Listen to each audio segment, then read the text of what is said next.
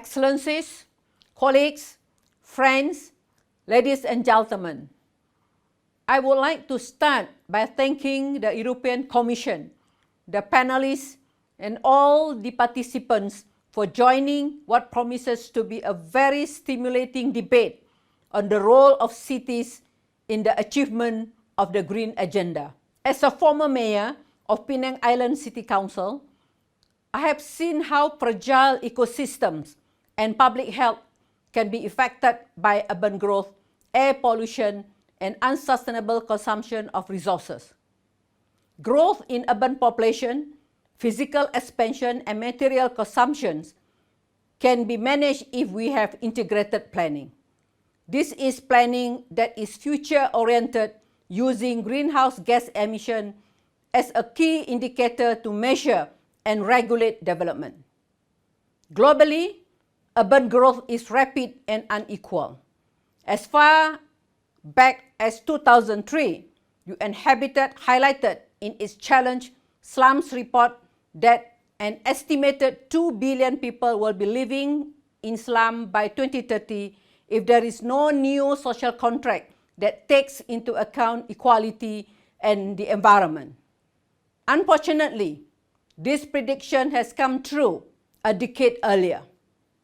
In numerous countries, such as Bangladesh, Tanzania, and Nigeria, cities are doubling in population every 10 or 15 years, and there is a significant risk that unplanned, rapid urban expansion may undo national efforts to achieve the Sustainable Development Goals and the new urban agenda.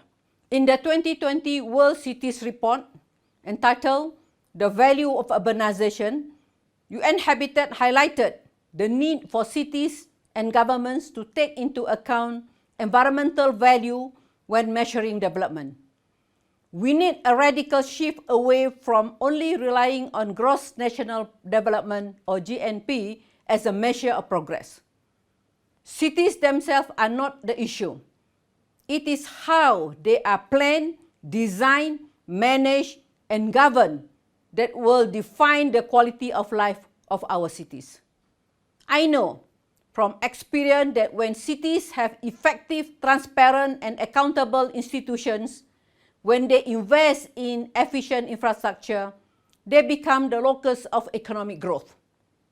They promote social emancipation and justice, and they care for people and for the planet.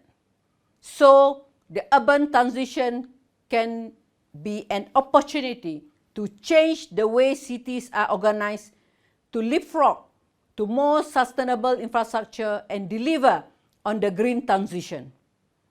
70% of all the infrastructure in 2030 is yet to be built.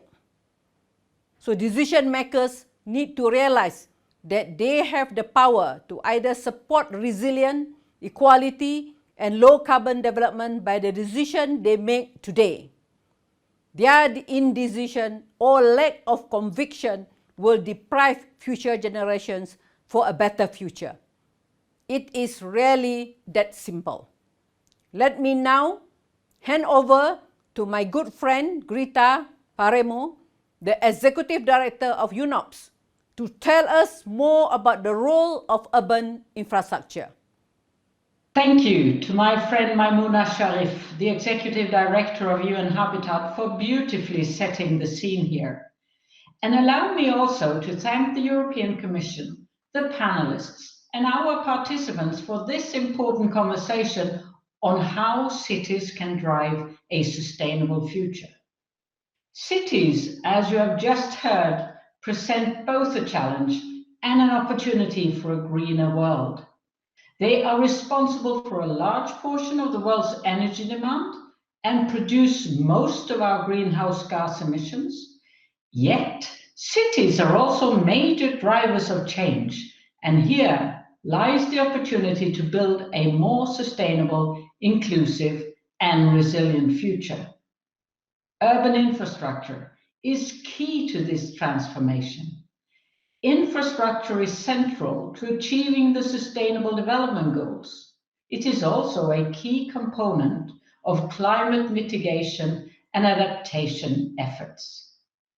Yet, as things stand now, our cities and the infrastructure that supports them are ill-equipped to cope with shocks and stresses from a changing climate to pandemics, as the COVID-19 crisis has shown us. This will worsen inequalities. It will lead to decades of development gains being lost.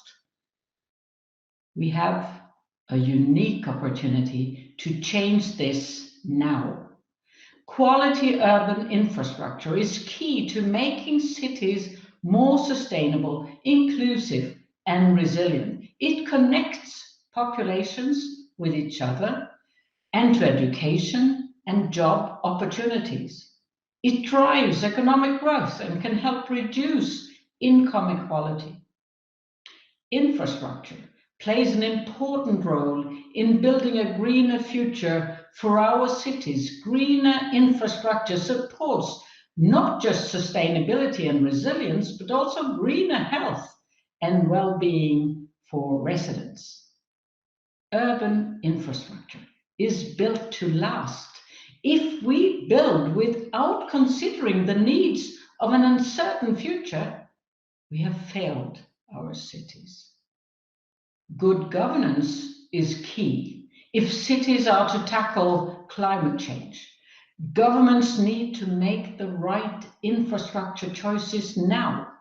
At this junction, they need to tap into the immense potential of their public procurement budgets to accelerate the shift to lower carbon economies while creating jobs and championing a more sustainable and inclusive recovery from the pandemic.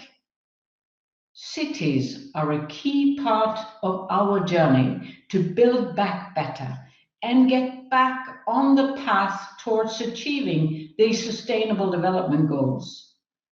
The time to act is now. Together, we can build a better future for all. As you can hear, we are in total agreement on the needs to address both the social and environmental challenges of sustainable urbanization before cities get locked into a high consumption and unjust development pathways. We have to take bold steps to establish a new social contract as the basis for building back better from the pandemic. This is a commitment from all of us to reduce poverty and inequality, provide adequate housing, and strengthen social protection while rebuilding from the pandemic.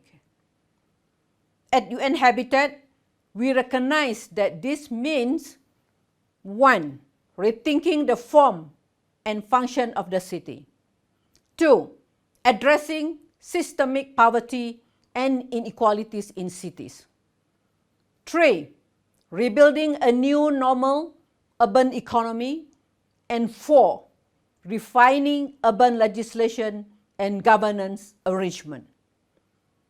The challenge is to scale up this awareness and commitment to make the new urban agenda a reality in the thousands of cities that exist on the planet, to localize the SDGs and ensure that rapid urbanization becomes a story of social justice and a renewed contract with nature. Thank you for your attention.